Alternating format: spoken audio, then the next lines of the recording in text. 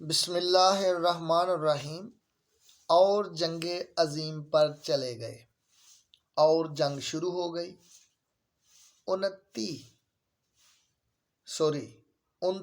دن گزر گئے۔ 39 دنوں میں ابھی تک مرہب کے قلعے میں بھی داخل نہ ہو سکے۔ جب کوئی جنگجو قلعے کی طرف اسلام کا پرچم لے کر جاتا اور میدان میں پرچم اسلام لہراتا تو مرہب جو کہ ایک باپ کے 6 بیٹے تھے اور قد اتنا بڑا جیسے پہاڑ، جب چلتے تو کنال بھر زمین اپنے پنجوں کی انگلیوں سے اکھاڑ کر پیچھے کی طرف دھکیل دیتے اور اپنے پاس جو ہتھیار رکھتے اس کا وزن 80 من 3200 کلو ہوتا اور اس کے ساتھ ایسے کھیلتے جیسے ایک ڈنڈا، اور دیکھنے والوں کو لگتا جیسے پہاڑ چل رہا ہے۔ عام لوگ تو ڈر ہی جاتے مرہب کو دیکھ کر، اور جو مرہب کی ماں تھی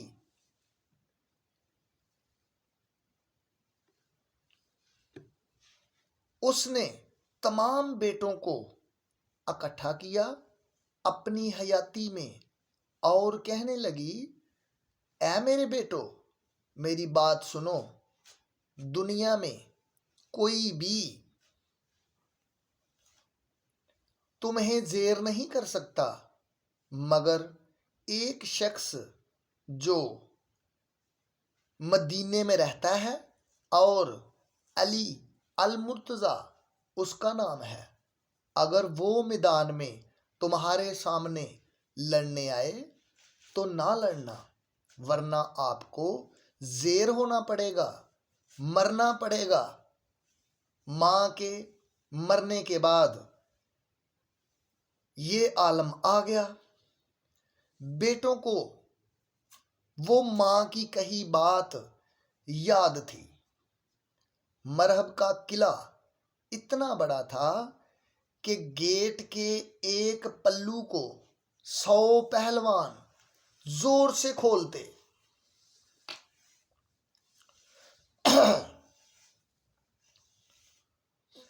جب اپنے قلعے سے باہر آتا میدان کی طرف جہاں پر اسلام کا پرچم گاڑا ہوتا، تو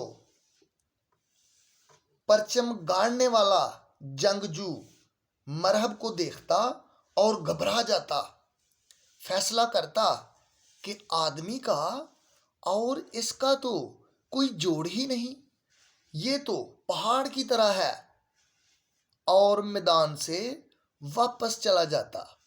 اسی طرح 39 دن گزر گئے۔ اب تو مرہب کو باہر آنے کی بھی ضرورت نہ رہ گئی تھی۔ ڈرانے کے لیے صرف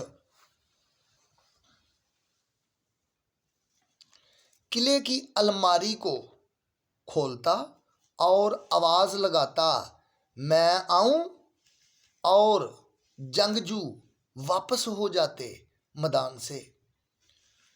پوچھنے پر کہتے کہ مرہب سے تو آدمی کا مقابلہ ہی نہیں، اور آپس میں باتیں مشورہ کرتے کہ ایک دفعہ مرہب کا قافلہ کہیں جا رہا تھا تو راستے میں قافلے کو چور لوٹنے کے لیے آ گئے، تو مرہب کے ہاتھ میں جلدی سے اونٹ کی ٹانگ آ گئی، تو مرہب نے اونٹ کو چوروں پر مار مار کر چوروں کو مار ہی دیا، اور اونٹ سے ڈنڈے کا استعمال لیا، یعنی وہ اونٹ کے وزن کو بھی ایک ڈنڈے کا وزن سمجھتا ہے، تو بندے کا اس سے کوئی مقابلہ نہیں۔ ادھر نبی مہربان آقا محمد صلی اللہ علیہ وسلم پریشان ہیں کہ اللہ تعالیٰ کی ذات پاک کے کہنے پر اعلان کیا تھا کہ جنگ خیبر 41 دن میں فتح ہو جائے گی، باقی 3 دن رہ گئے ہیں، ابھی تک ہمارے جنگجو داخل ہی نہیں ہو سکے۔ قلعے کی دیوار کے گیٹ کے اندر پریشانی میں یا نماز اٹھایا اور اللہ تعالیٰ کی ذات کی بارگاہ میں دعا کے لیے بیٹھ گئے، اور اللہ تعالیٰ کی ذات مخاطب ہوئی، فرمایا اے محبوب کیوں پریشان ہے؟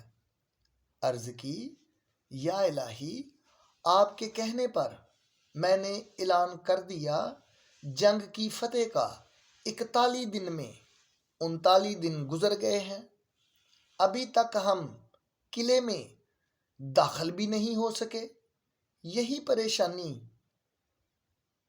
ہے کہ جنگ کیسے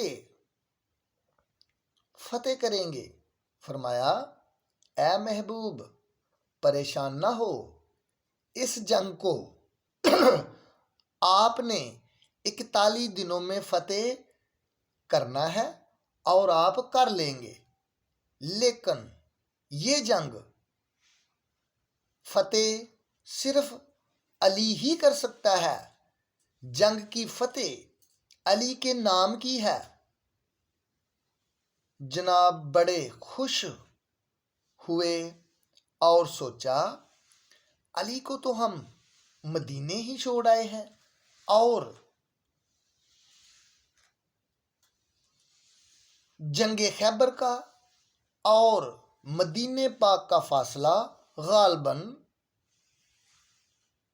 500 میل کا تھا۔ سوچا سفر لمبا ہے، علی کو اطلاع کرنا اور آنا جانا کیسے ہوگا؟ اتنے میں سامنے ایک خوبصورت ہرن آ جاتا ہے جو اپنے سینگ کو توڑتا ہے اور سرکار کو پیش کرتا ہے، جس کی مدد کے ساتھ نبی مہربان آقا محمد صلی اللہ علیہ وسلم سرکار نے آواز لگائی یا علی ادرکنی فی سبیل اللہ۔ اس کو کفل کا نام بھی دیا گیا ہے، جو تمام درویش ملنگ لوگوں کے پاس ہوتا ہے اور وہ بجایا کرتے ہیں۔ ادھر علی پاک نے آقا محمد صلی اللہ علیہ وسلم کی آواز مدینے میں سنی اور اپنے گھوڑے دلدل سے فرمایا اے دلدل ہم کو بلاوا آیا ہے خیبر کے میدان سے، جلد از جلد پہنچنا ہے، کتنی دیر میں پہنچاؤ گے؟ گھوڑے نے عرض کی دلدل نے میں شیر خدا کا گھوڑا ہوں، آپ ایک پاؤں رکاب میں رکھیں، دوسرا پاؤں رکھنے سے پہلے انشاءاللہ آپ میدان خیبر میں ہوں گے۔ چنانچہ ایسا ہی ہوا۔ ادھر نبی مہربان آقا محمد صلی اللہ علیہ وسلم سرکار نے اعلان فرمایا کہ جو میدان جنگ سے علی کے آنے کی میدان میں ہم کو اطلاع دے، سب سے پہلے اطلاع کرے انعام پائے گا۔ انعام میں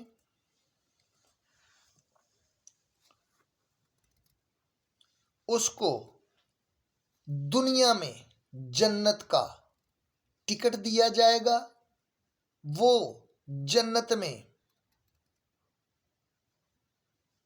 جائے گا اور دنیا میں اس کی ایک اچھی خواہش پوری کی جائے گی۔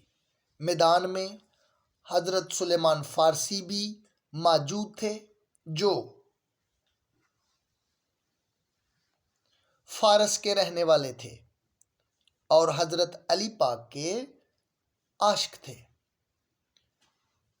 جن کی آنکھوں کی پلکیں اتنی بڑی تھیں کہ ہاتھ سے اٹھاتے اس کے بعد نظر سامنے دیکھتی، داڑھی مبارک اتنی لمبی کہ چہرے مبارک سے لے کر زمین تک دیکھنے والوں کے لیے خوبصورت، ریشم کی طرح ملائم اور سفید۔